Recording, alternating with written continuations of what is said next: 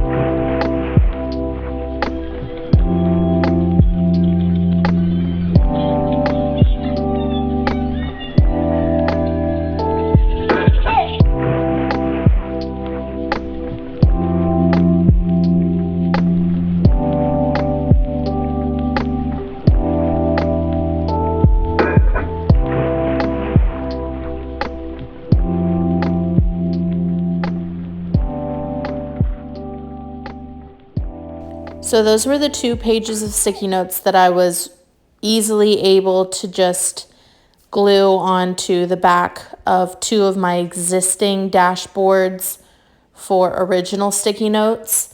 So that was really easy. It was already punched. I just glued them on the back. Then I had about 6 maybe other pages of sticky notes. So originally my thought process was I'll just glue 2 cardstocks back to back, like the covers of the accessory books. I'll just glue them back to back, and I'll just punch the spine of where the accessory pack was. But you'll see right here, it didn't even stick in. Like, I don't know why I thought that was gonna work. And I'm like, okay, so back to the drawing board. It wasn't fitting into my punch. So this was where I'm like, okay, what can I do? How can I make this work? So I found this cardstock that, it's like scrapbook paper, that I just thought, okay, I'll just cut in half and then punch that and stick it in between the 2 covers, and then that'll work. So that is what I actually ended up doing. It worked out well. It did not work, although, to glue it in first and then punch. I figured out that I punch it and then stick it in between.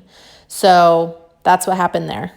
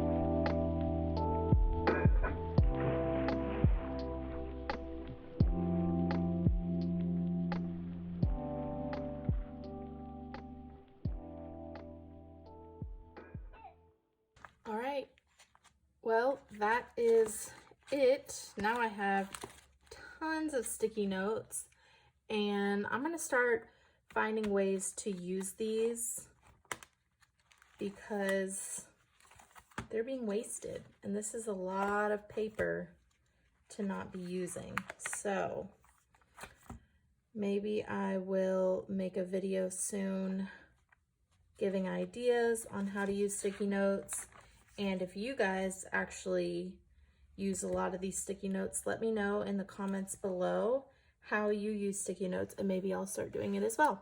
Thank you guys so much for watching. I really hope you enjoyed this video and that it gave you some ideas. Also, let me know in the comments below if you are going to do this as well.